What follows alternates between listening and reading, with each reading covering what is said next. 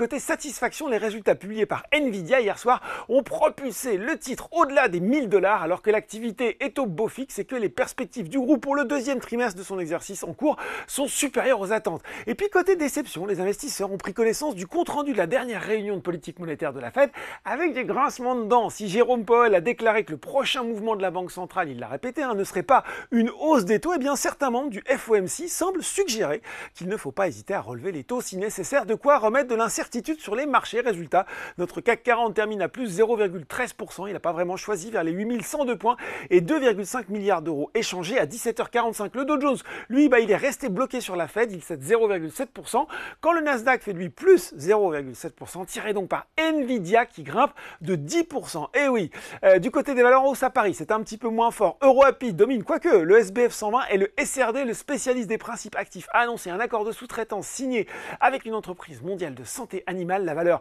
totale attendue du contrat est de l'ordre de 130 à 150 millions d'euros sur la période 2025-2029. Derrière, on retrouve Nexans et paré de son nouveau nom, Viridian, l'ex-CGG, ainsi qu'Euronext. Sur le CAC 40, Capgemini repart de l'avant, la SS2I qui n'a enregistré que 3 séances de baisse sur les 10 dernières. Du côté des valeurs en baisse, eh bien la série dans le rouge se poursuit pour Forvia, 5 séances consécutives de repli et moins 12,3% sur la période. Sur le CAC, c'est Eurofins Scientifique qui est à la peine, à moins 3,6%, sans que rien ne vienne vraiment l'expliquer. Soitec, lui, se replie dans la foulée de la publication hier soir de ses résultats annuels sur l'exercice 23-24. Alors l'EBITDA a notamment baissé de 15% à 332 millions d'euros, faisant ressortir une marge de 34% contre 36% sur l'exercice précédent. Le spécialiste de la production de matériaux semi-conducteurs a en tout cas confirmé ses objectifs sur l'exercice en cours, un chiffre d'affaires stable à périmètre et taux de change constant et une marge d'EBITDA autour de 35%.